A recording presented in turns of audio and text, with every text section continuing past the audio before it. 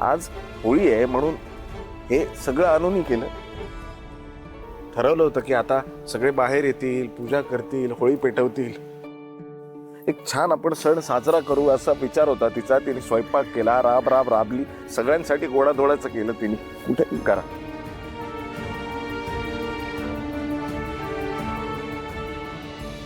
दादा, ऑफिस आहे त्याला उद्या, नाही जाऊ शकत का? सगळं साहित्य कुठे आहे घरात?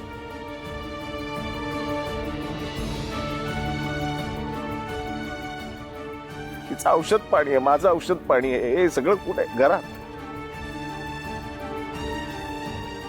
रेवतीला ऑफिसला जायचंय, ती जाऊ शकत नाही का? कारण ऑफिसचं सगळं सामान कर. ओरडलो मी मगाशी त्याच्यावर, पण त्याचा अभ्यास असतो त्या फोनवर, त्याचा चार्जर राहिलाय, ते पोरग चिडणार ना. पण मी काय करू?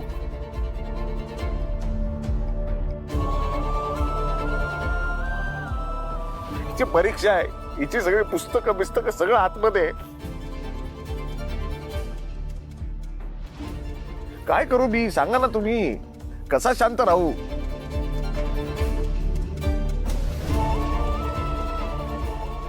कुठून आणायचे पैसे? नाही उत्तर माझ्याकडे.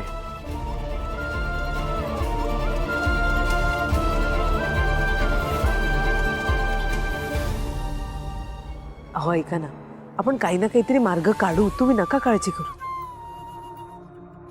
तुम्ही असे खचून जाऊ नका. दादा ऐक ना, आपण एक काम करूया का? आपण पोलिसांना जाऊन सांगूया ना. अरे ऍटलीस्ट काहीतरी हेल्प होईल आपल्याला. ते आपण त्यांना सांगूया ना, ते गुंड कसे आपल्या घरात घुसले, आपल्याला दादागिरी केली. दादा प्लीज ऐकणार, हेल्प होईल आपली.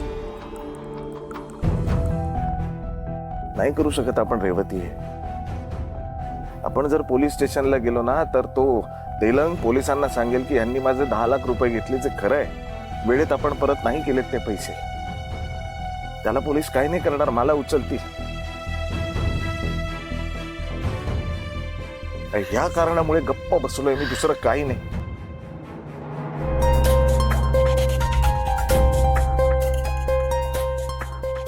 अजून किती वेळ गप्प बसणार आहात भाऊजी?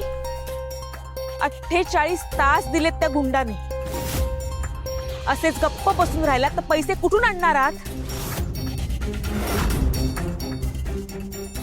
ए बाबा, प्लीज सांग ना वहिनींना, प्लीज सांग, मी हात जोडतो. आता ना माझ्यात ना स्टॅमिना नाही, पेशन्स पण नाही यांच्याशी वाद घालायचे. प्लीज यांना सांग की आता गप्प बस, आता काय नका बोलू माझ्याशी, प्लीज. अभि तुझा सीमा, जरा गप्प बस बाई, गप्प बस तू. आणि आता ह्या क्षणाला पैसे कुठून आणायचे यापेक्षा महत्वाचा प्रश्न आहे, आई आणि मुलांची व्यवस्था आज रात्री आपण कशी आणि कुठे लावणार आहोत?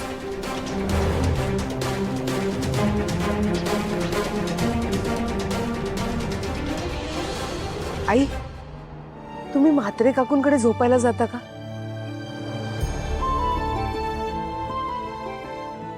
म्हात्रे काकू चालेल का तुम्हाला, जर मुलं आणि आई तुमच्याकडे झोपायला आले तर? अगं ते विचारायचं काय? चला माझ्याकडे.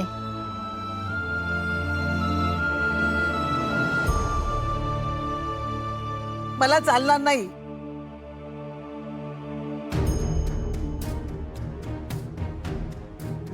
आज हिच्याकडे गेले ना, आयुष्यभर ही मला ऐकवत राहील. मला हिचे उपकार नको आहेत. आई हो, असं नाहीये.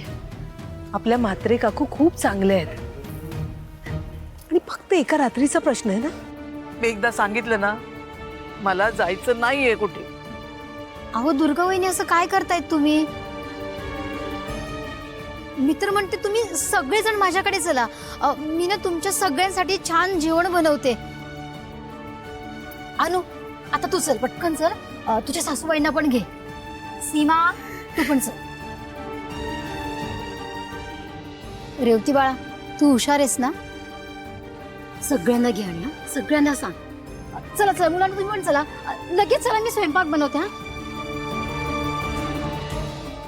हा, असं काय करतायत? अविनाश भाऊजी आत्ताच आजारपणातनं उठलेत. राजन भाऊजी एवढं दिवसभराचं थकून आलेत. मुलं पण बघा ना बिचारी किती थकलेली आहेत. आणि मला सांगा आता सणासुदीचं तुम्ही असं उपाशी राहणार आहात का? हे बघा